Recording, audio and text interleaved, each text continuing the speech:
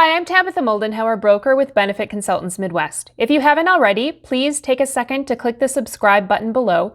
We have new helpful Medicare content every week. Today we're talking about scope of appointment forms. What are these things and why do you need to sign them? The Medicare Scope of Appointment is a form that both insurance agents and Medicare beneficiaries have to sign before an appointment to discuss certain types of Medicare plans. Those types are Medicare Part D plans and Medicare Advantage plans. It serves as a written agreement prior to an appointment of what types of plans the agent and the Medicare beneficiary are going to discuss during the appointment. It's protection for the consumer because an agent is not allowed to bring up any other type of insurance product not agreed to beforehand and listed on the scope of appointment form. By signing the scope of appointment, you are not purchasing anything or promising to purchase anything. It is only for the purpose of protecting you from unscrupulous salespeople. The history of the scope of appointment form involves unscrupulous salespeople, which unfortunately can be found in every line of business.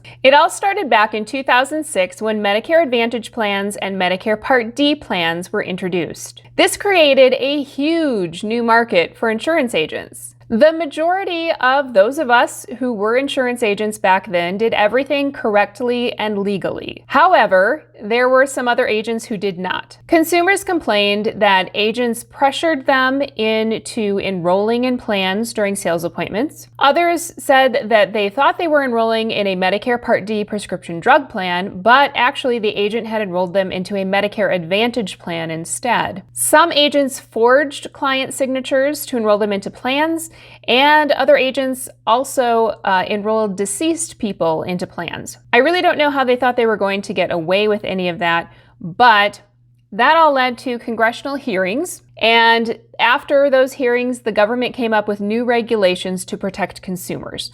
One of those is the scope of appointment form. This should ideally be signed 24 or more hours before an appointment, although there are allowances made for people who walk in or call in to have that scope of appointment signed the same day as an appointment. The signed scope of appointment form is kept on file for 10 years as a record of what products were agreed upon to discuss at the appointment, just in case a question arises later. I dislike extra paperwork as much as you probably do, but over the years, the scope of appointment form has gone from being available only in paper to being available as an electronic form that accepts electronic signatures, and some companies have scope of appointment forms that can accept telephonic voice signatures as well. We are happy to make completing this form as easy as possible, but it is required and there is no way around that. All ethical agents and brokers will have you sign a scope of appointment form before meeting with you to discuss Medicare Part D plans